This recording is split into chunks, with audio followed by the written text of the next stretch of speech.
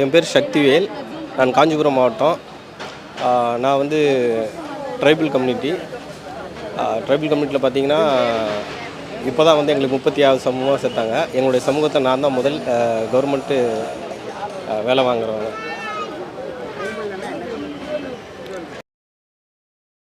அந்த சமூகத்தில் இது வரைக்கும் யாருமே வந்து கவர்மெண்ட் வேலை வாங்கினதே இல்லை. நான் தான் தமிழ்நாட்டிலே ஃபஸ்ட்டு கவர்மெண்ட் வேலை வாங்குகிறேன். ரொம்ப மகிழ்ச்சி. என்னென்னா இது படிக்கிறது வந்து விட்டு படிக்காமல் தொடர்ச்சியாக படிக்கணும். ஸோ எனக்கு வறுமையின் காரணமாக வந்து நான் ஒரு 5 மாதம் படிப்பேன், எழுதுவேன், கிட்ட ஜஸ்ட்டில் வந்து கிடைக்காம போய்டும் வேலை. ஸோ மறுபடியும் போயிட்டு வேலை செய்கிறதுக்கு போயிடுவேன், ஏன்னா ஃபேமிலி இருக்குது அப்படின்னு சொல்லிட்டு போயிடுவேன். மறுபடியும் 5 மாதம் படிப்பேன், அதே மாதிரி கிட்ட வந்து 2 மார்க் 3 மார்க்கில் போயிடும். ஸோ இந்த டைம் வந்து தொடர்ச்சியாக வந்து ஒரு 7 மாதம் படித்தேன், போஸ்டிங் வாங்கியிருக்கேன். ஸோ தொடர்ச்சியாக படிங்க, சிலபஸ் ஓரியன்டாக படிச்சிங்கன்னா நம்ம போஸ்டிங் வாங்கலாம். என்ன படிச்சிருக்கீங்க? நான் பிஇ மெக்கானிக்கல் இன்ஜினியரிங் முடிச்சிருக்கேன். BE mechanical engineering. ஆமாம். டிஎன்பிஎஸ்சி ஆர்வம் எப்படி வந்தது உங்களுக்கு?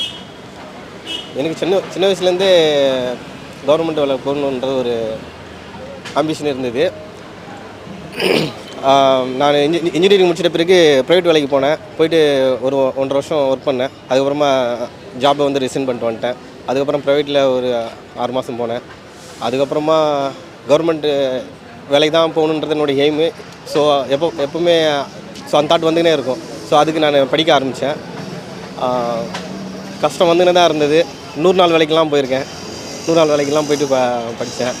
அதுக்கப்புறமா கவர்மெண்ட்லேருந்து லோனு அப்ளை பண்ணி லோன் கிடச்சிது. அது மூலயமா தொழிலெலாம் செஞ்சேன். அதாவது ஃப்ளவர் மேனுஃபேக்சரிங்கு, அதான் டேபிள் ஃப்ளவர் மேனுஃபேக்சரிங்கு, அதை வந்து லோன் வாங்கி அதை நான் சந்தையில் விற்றுருக்கேன். ஸோ இது மாதிரி வேலையெல்லாம் செஞ்சுக்கினே படிச்சுன்னு இருந்தேன். ஸோ படிக்க தொடங்கினீங்க? நான் 2019 கால்ஃபர் எழுதினேன், அதில் கிடைக்கல. அப்புறமா கொரோனா வந்து 2 வருஷம் அப்படியே போயிடுச்சு.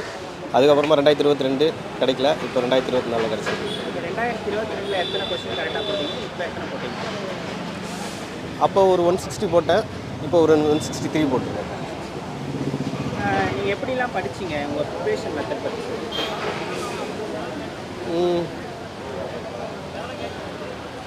நான் படிக்கிறதுல கன்ஃபியூஷன் ஆகிற மாதிரி இருக்கிறத பார்த்தீங்கன்னா, அதை நான் எல்லாத்தையும் செப்ரேட்டாக அதை எழுதி வச்சுப்பேன், ஒரு சின்ன நோட்டு போட்டு வச்சுப்பேன். ஸோ அதில் வந்து பார்த்திங்கன்னா ஒரே மாதிரியாக இருக்கிற விஷயத்தை வந்து அப்படியே செப்ரேட்டாகவே எழுதிடுவேன். ஏன்னா அப்போ தான் நம்மளுக்கு வந்து கன்ஃபியூஷன் ஆகாது. இப்போ வந்து தண்ணீர் அப்படின்ற ஒரு புத்தகத்தை வந்து ஒருத்தர் எழுதியிருப்பார், கந்தர்வன். அப்புறம் தண்ணீர்னு சொல்லிட்டு கோபால் சுவாமிநாதன் எழுதியிருப்பார். அப்புறம் வந்து தண்ணீர் தேசம், அதுக்கப்புறம் இன்னொன்று அது மாதிரி அப்படியே அந்த கேட்டகரியில் லைனாக வரும் இல்லைங்களா? ஸோ அது மாதிரி. ஸோ இப்போ வெண்பாவை எழுதியவங்க ஆண்டாள், அப்போ திருவெண்பாவை, அப்புறம் வந்து ஸோ அந்த கேட்டகரியில் அப்படி லைனாக வரும் இல்லைங்களா? ஸோ அர்த்தத்தை அப்படியே செப்பரேட்டாக அதை எழுதி வச்சுப்பேன். ஸோ அப்போ நம்மளுக்கு கன்ஃபியூஷன் ஆகாது, இது சொன்னது யார், அடுத்த சொன்னது யாருன்னு. அதே மாதிரி வந்து டிஸ்கஸ் பண்ணுவேன். என் ஃப்ரெண்ட்ஸுங்க இருந்தாங்க, நான் என் ஃப்ரெண்ட்ஸுங்க கூட தான் தங்கி படித்தேன். அவங்க தான் எனக்கு ஃப்ரெண்ட்ஸுங்களே வந்து அடிக்கடி சொல்லிப்போம்.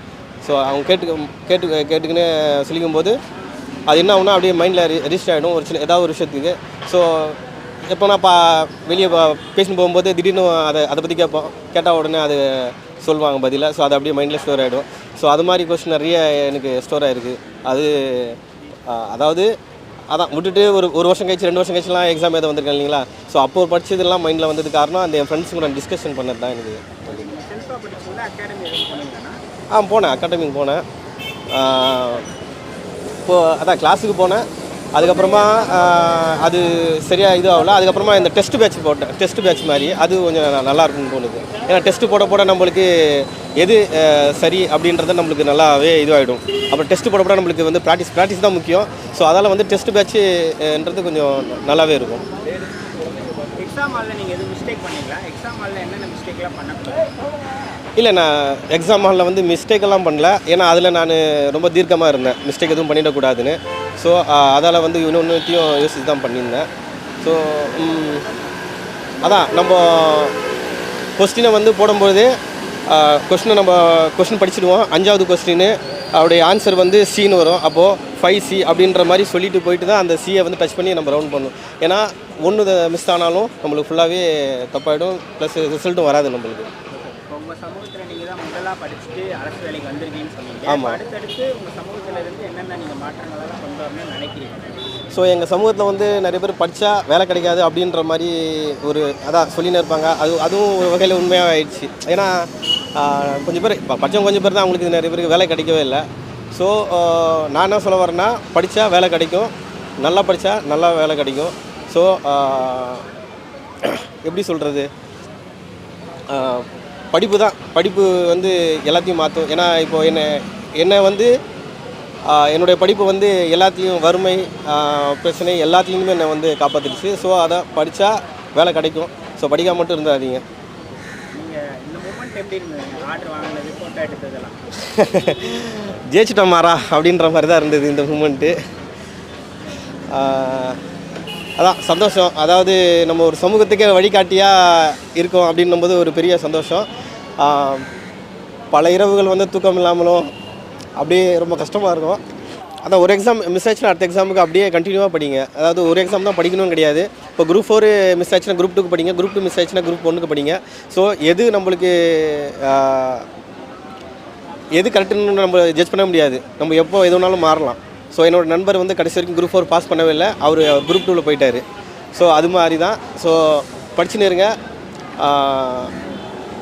படிக்கிறத மட்டும் எப்படியாவது வந்து அதுக்கு நண்பர்கள் வந்து ஒன்றா இருந்து படிக்கிறதா ரொம்ப நல்லாயிருக்கும். அது கொஞ்சம் நம்ம ஈஸியாக இருக்கும். ஓகேண்ணா. இப்போ இந்த கவுன்சிலிங்கில் 1 மார்க்கில் 2 மார்க்கில் மிஸ் பண்ணவங்க இருப்பாங்க. ஆமாம். அவங்களுக்குலாம் நீங்கள் என்ன மெசேஜ் சொல்கிறீங்க? அப்படி பார்க்கும்போது என்னுடைய பார்ட்னரே 1 மார்க்கில் போயிடுச்சு.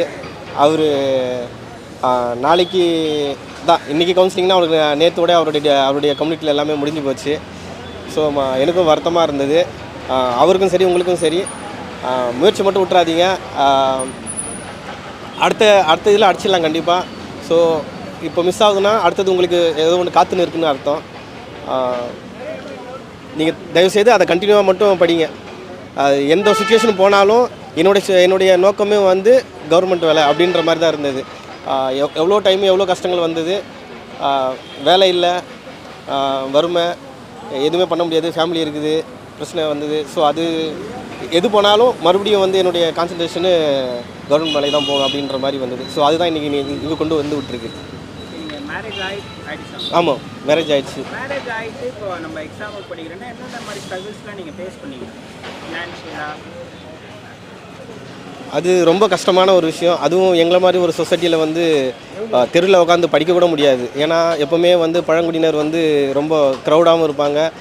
பழங்குடியினர் பார்த்திங்கன்னா டிவி எல்லாம் வால்யூம் அதிகமாக தான் வைப்பாங்க. முதல்ல ஏதாவது ஒரு சண்டை போட்டுன்னு ஏதாவது ஒரு கத்தின்னு அது மாதிரி தான் இருப்பாங்க. ஸோ அதை படிக்க முடியாது. ஸோ நானே என் ஃப்ரெண்ட்ஸுங்களோட கூட ரூமில் தான் போய் படிப்பேன். ஸோ வீட்டில் வந்து சொல்லிட்டு அதான் வீட்டிலேருந்து ஒரு 2 நாள் போயிட்டு அவங்க ரூமில் தங்கிட்டு படிச்சுட்டு மறுபடியும் வீட்டுக்கு வந்துடுவேன். ஸோ அது மாதிரி போயிட்டு தான் வந்தேன். ஸோ என்னுடைய வாழ்க்கை பார்த்திங்கன்னா ஒரு பேக்லேயே போச்சு. ஒரு பேக்கில் தான் எல்லாமே இருக்கும். பேக்லேருந்து வீட்டுக்கு போவேன், வீட்டிலேருந்து இன்ஸ்டியூட்டுக்கு போவேன், இன்ஸ்டியூட்லேருந்து என்னோடய ஃப்ரெண்ட் ரூமுக்கு போவேன், என் ஃப்ரெண்ட் ரூம்லேருந்து என்னுடைய அம்மாவோ அப்பாவோ பார்க்க போவேன். ஸோ இப்படியே தான் இருந்தது. அடுத்தடுத்து முயற்சிகள்லாம் பண்ணி நிறைய பேரை படிக்க வைக்கிறதுக்கு ட்ரை பண்ணாங்க. அவங்கள நான் நிறைய பேசின்னு தான் இருக்கேன். அவங்கள ஒரு கம்யூனிட்டியாக தான் வந்து ஒன்றி இணைச்சிருக்கேன், சொல்லினே இருக்கேன். அதாவது படித்தா வேலை கிடைக்காது அப்படின்னு நினைக்கிறேன். படித்தா வேலை கிடைக்கும் அப்படி. அதுக்கு என்ன வழிமுறையோ அதுக்கான எனக்கு யாருமே வழி காட்டுறதுக்கு இல்லை. நான் ஒன்றும் பட்டு தான் தெரிஞ்சுக்கினேன், பட்டு கற்றுக்கினேன். இது வரைக்கும் குரூப் 1 மெயின்ஸ் வரைக்கும் எழுதியிருக்கேன், அது வரைக்கும் வந்திருக்கேன். ஸோ எனக்கு இப்போதைக்கு அதோடைய பாதைகள் தெரியும். ஸோ அவங்களுக்கு என்னால் வழிகாட்ட முடியும். கண்டிப்பாக எனக்கு ஹெல்ப் பண்ணுறேன் அவங்களுக்கு.